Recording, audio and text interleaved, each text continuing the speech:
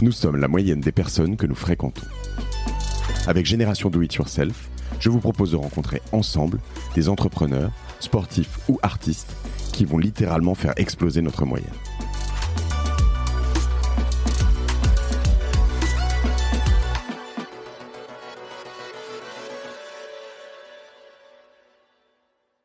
La robotisation actuellement, c'est ce que je dis, c'est un outil. C'est-à-dire, c'est rarement un robot.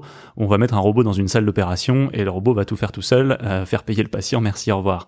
C'est toujours une sorte d'extension de l'humain, où c'est l'humain qui va décider, c'est l'humain qui va être sous contrôle. Par contre, quand il veut faire le geste difficile, quand on veut, par exemple, ce que vous expliquez, rendre son mouvement plus précis en le démultipliant ou à l'inverse, en le rendant beaucoup plus lent pour pouvoir être précis, c'est là où ça devient un outil formidable, où on utilise le pouvoir de contrôle, le pouvoir de décision de l'humain et on affermit le geste, on affine le geste, on sécurise parfois aussi le geste grâce à de la perception et grâce à l'algorithmie.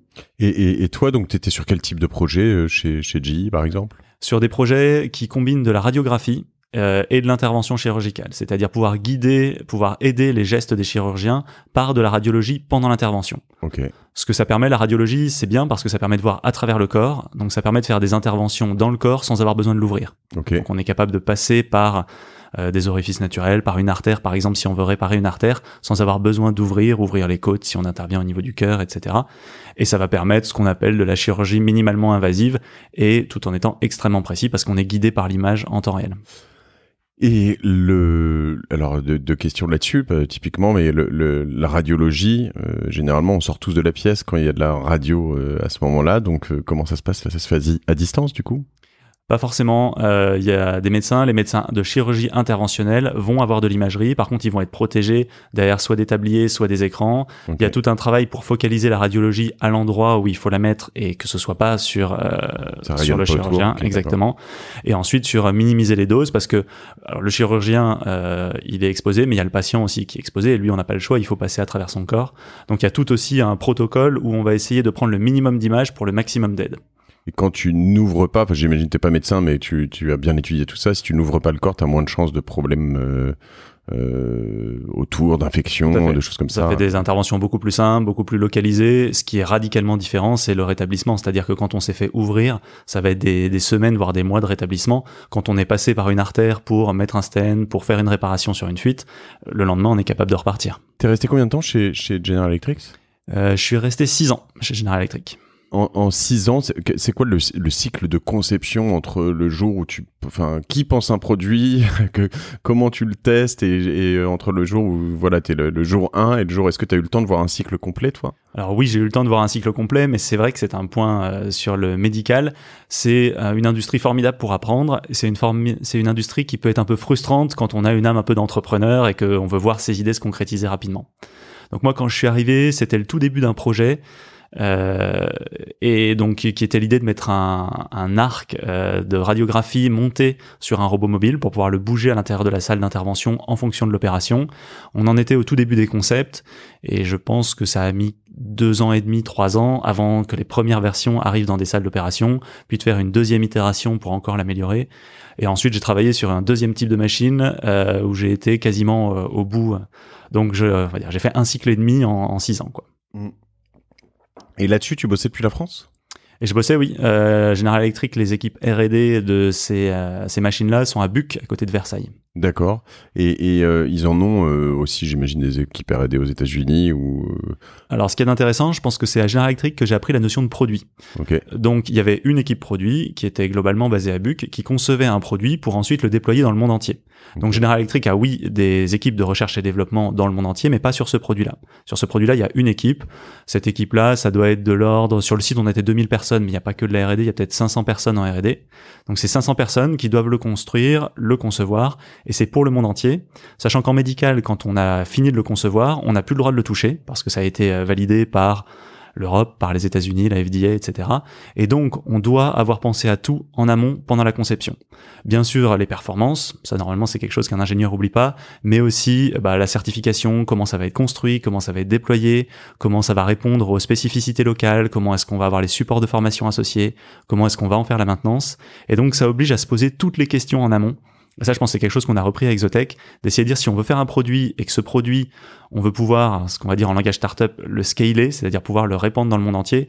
Quand c'est un logiciel, on peut avoir des méthodes agiles. Je commence, j'adapterai en temps réel. Quand on fait du hardware, il faut que, alors, par exemple dans le cas d'Exotech, le robot qu'on produise, il était bien pensé pour l'ensemble des marchés, pour l'ensemble des moments de son cycle de vie, pour qu'ensuite on puisse le propulser dans le monde entier. En fait, t'es un peu à l'opposé du mantra de Facebook à son origine, qui était Go fast and break things. Là, t'es Go slow and don't break anything, quoi.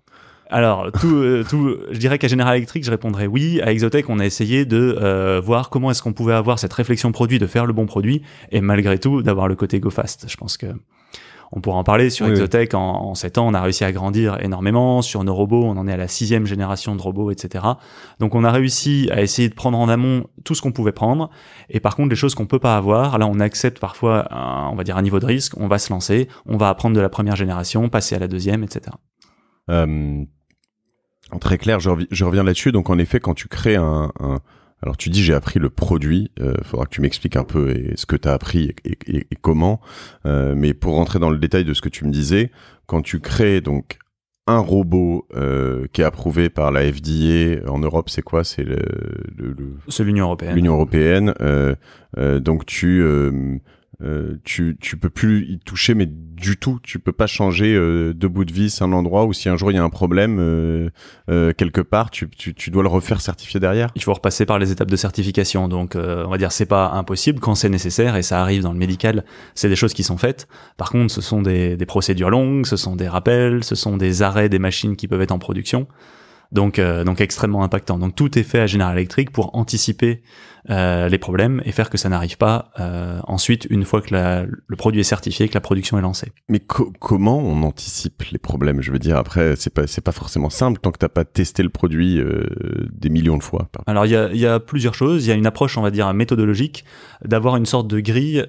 Souvent on a la grille performance, c'est-à-dire quand je lance un produit, je sais que c'est une voiture qui doit rouler à 150 à l'heure et etc. Et je pense qu'il faut rajouter une grille de lecture sur d'autres aspects, en se disant la voiture, elle sert pas que à rouler vite.